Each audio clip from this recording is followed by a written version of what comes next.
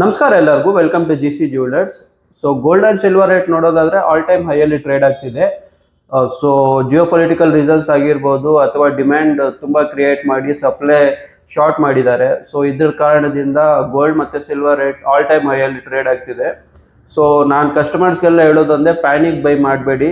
So rate ಎಲ್ಲ ಒಂದು ಸ್ವಲ್ಪ ಸೆಟಲ್ ಡೌನ್ ಆಗಲಿ. ಸೆಟಲ್ ಡೌನ್ ಆದಮೇಲೆ ನೀವು ಗೋಲ್ಡ್ ಅಥವಾ ಸಿಲ್ವರ್ ಮೇಲೆ ಇನ್ವೆಸ್ಟ್ ಮಾಡಿ. ಮತ್ತು ನಿಮ್ಗೆ ಏನಾದರೂ ಜ್ಯುವೆಲ್ರಿ ಬೇಕಾದರೂ ಒಂದು ಸ್ವಲ್ಪ ದಿನ ಹೋಲ್ಡ್ ಮಾಡಿಬಿಟ್ಟು ನಂತರ ರೇಟ್ ಕಮ್ಮಿ ಆಗುತ್ತೆ ಜಾಸ್ತಿ ಆಗುತ್ತೆ ಅಂತ ನಾನೇನು ಹೇಳಲ್ಲ.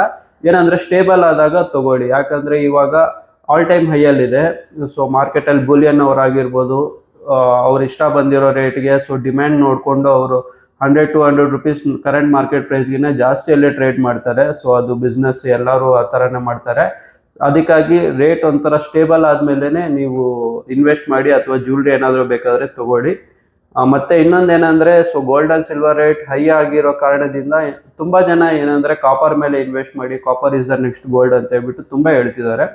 ಸೊ ಇದು ಎಷ್ಟು ಮಾತ್ರ ನಿಜ ಎಷ್ಟು ಮಾತ್ರ ಸುಳ್ಳು ಅಂತ ಮುಂದೆ ವಿಡಿಯೋಲ್ಲಿ ನೋಡೋಣ. ಅದಕ್ಕಿಂತ ಮುಂಚೆ ಚೋಕರ್ ಬಗ್ಗೆ ಒಂದು ಹೇಳ್ಬಿಡ್ತೀನಿ. ಸೊ ಚೋಕರ್ ಬಂದುಬಿಟ್ಟು ಇದು 28 ಗ್ರಾಮಲ್ಲಿ ರೆಡಿ ಆಗಿದೆ. ಇವ್ರು ಬಂದುಬಿಟ್ಟು ಹೊಸ ಕಸ್ಟಮರೇ. ಇವರು ಬಾನಸವಾಡಿಯಿಂದ ಬಂದು ಆರ್ಡರ್ ಮಾಡಿರೋದು. ಅವರು ಮದುವೆ ಇದೆ ಅಂತ ಹೇಳ್ಬಿಟ್ಟು, ಮದುವೆಗೆ ಅಂತ ಹೇಳ್ಬಿಟ್ಟು ಕಸ್ಟಮರ್ ಆರ್ಡರ್ ಮಾಡಿದ್ದಾರೆ. ಇದು 84 ಟಚಲ್ಲಿ ರೆಡಿ ಆಗಿದೆ. ಚೋಕರ್ ಇದು 916 ಮಾಡಿಸ್ಕೊಳ್ಳಿ ಅಂತ ಹೇಳಿದೆ. ಅವರು ಬೇಡ 84 ಟಚೆಲ್ಲ ಮಾಡಿ, 84ಅಲ್ಲಿ ಮಾಡಿದ್ರೆ ಒಂದು ಸ್ವಲ್ಪ ಗಟ್ಟಿ ಇರುತ್ತೆ, ಚೋಕರ್ ಅಲ್ಲ, ಸೊ ಏನಾದರೂ ಬ್ರೇಕ್ ಆಗೋ ಚಾನ್ಸಸ್ ಇರುತ್ತೆ ಅಂತ ಹೇಳ್ಬಿಟ್ಟು 84 ಟಚಲ್ಲಿ ಮಾಡಿಸ್ಕೊಂಡಿದ್ದಾರೆ. ಏನೂ ತೊಂದರೆ ಇಲ್ಲ. ಕಸ್ಟಮರ್ ರಿಕ್ವೈರ್ಮೆಂಟ್ ಪ್ರಕಾರ ಅವರ ಬಜೆಟ್ ಅನುಗುಣವಾಗಿ ನಾವು ಯಾವ ಥರ ಬೇಕಾದ್ರೆ ಆ ಥರ ನಾವು ರಿಯಾಕ್ಟ್ ಆಗ್ತಿರ್ಬೇಕು. ಸೊ ಕಸ್ಟಮರ್ ಬಜೆಟ್ ಬಗ್ಗೆ ಏನೂ ತಲೆ ಕೆಡಿಸ್ಕೊಂಡಿಲ್ಲ. ಏನಂದರೆ ಇದು ಸ್ವಲ್ಪ ಸ್ಟ್ರಾಂಗ್ ಬರಲ್ಲ 916 ಆದರೆ, ಸ್ವಲ್ಪ ಸಾಫ್ಟ್ ಇರುತ್ತೆ. 84 ಆದರೆ ಒಂದು ಸ್ವಲ್ಪ ಡ್ಯೂರೇಬಲ್ ಇರುತ್ತೆ ಅನ್ನೋ ಕಾರಣದಿಂದ ಮಾತ್ರ ಅವರು 84ಅಲ್ಲಿ ಮಾಡಿಸ್ಕೊಂಡಿದ್ದಾರೆ. ಡಿಸೈನ್ ತುಂಬ ಚೆನ್ನಾಗಿದೆ. ಇದು ಬಂದುಬಿಟ್ಟು 28 ಗ್ರಾಮ್ ವೆಯ್ಟಲ್ಲಾಗಿದೆ. ಸೊ ಸೇಮ್ ಚೋಕರ್ ಡಿಸೈನ್ನ ಅವರು ಬೇರೆ ದೊಡ್ಡ ಶೋರೂಮ್ಸಲ್ಲೆಲ್ಲ ವಿಚಾರಿಸಿದ್ದಾರೆ. ಅಲ್ಲೆಲ್ಲ ಏನಂದರೆ ಮಿನಿಮಮ್ ಒಂದು ಅವ್ರಿಗೆ 40-50 ಗ್ರಾಮ್ಸ್ ಆ ರೇಂಜ್ ಎಸ್ಟಿಮೇಟ್ ಕೊಟ್ಟಿದ್ರು.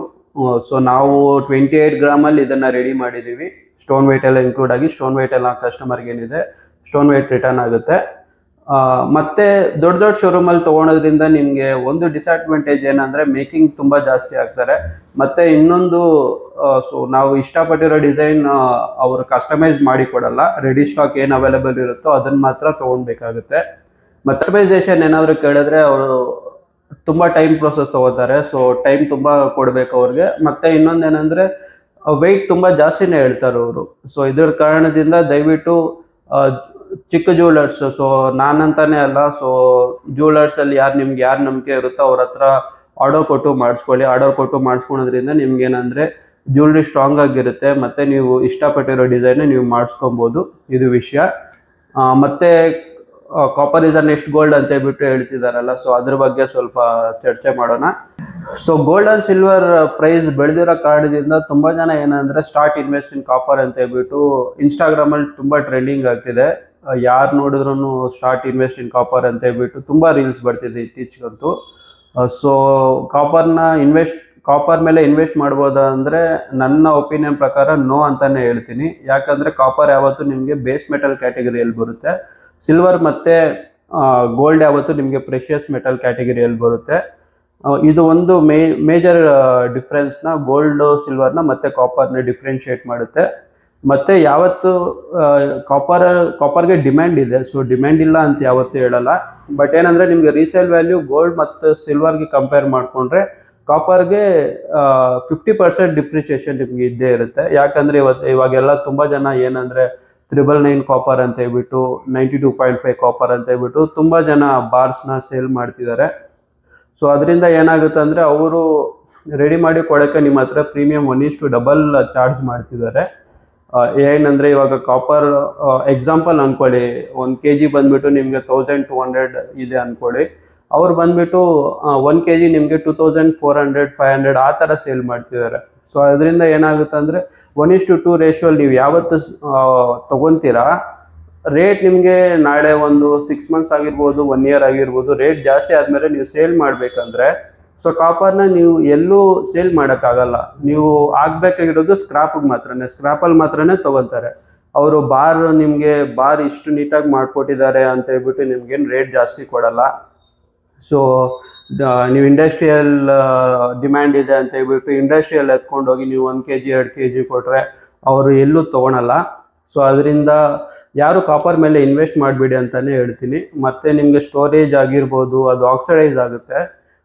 ಸೊ ಆಕ್ಸಿಡೈಸ್ ಆಗಿರ್ಬೋದು, ಇದೆಲ್ಲನೂ ಥಿಂಕ್ ಮಾಡಿಕೊಂಡು, ಸೊ ಇದನ್ನೆಲ್ಲ ಥಿಂಕ್ ಮಾಡಿಬಿಟ್ಟು ನೀವು ದಯವಿಟ್ಟು ಕಾಪರ್ನ ಅವಾಯ್ಡ್ ಮಾಡಿ ಅಂತಲೇ ಹೇಳ್ತೀವಿ. ಇದು ವಿಷಯ. ಸೊ ಕಾಪರ್ ಯಾವತ್ತೂ ಇನ್ವೆಸ್ಟ್ ಮಾಡಬೇಡಿ. ಸೊ ನೀವು ತೊಗೊಂಡ್ರು ನೀವು ಸ್ಕ್ರ್ಯಾಪ್ಗೆ ಆಗಬೇಕೇ ಹೊರತು ಅದರಿಂದ ನೀವು ಲಾಭ ಮಾಡೋದು ಅಂತ ಏನೂ ಇರಲ್ಲ. ಮತ್ತು ಕಾಪರ್ನ ನೀವೆಲ್ಲೂ ಬಳಸೋಕ್ಕೂ ಆಗಲ್ಲ. ಸೊ ಗೋಲ್ಡ್ ಆ್ಯಂಡ್ ಸಿಲ್ವರ್ ಏನಂದರೆ ನಿಮಗೆ ರೀಸೇಲ್ ವ್ಯಾಲ್ಯೂ ನಿಮಗೆ ಇದ್ದೇ ಇರುತ್ತೆ, ಮತ್ತು ಲಿಕ್ವಿಡಿಟಿ ತುಂಬ ಇರುತ್ತೆ ಗೋಲ್ಡ್ ಆ್ಯಂಡ್ ಸಿಲ್ವರಲ್ಲಿ.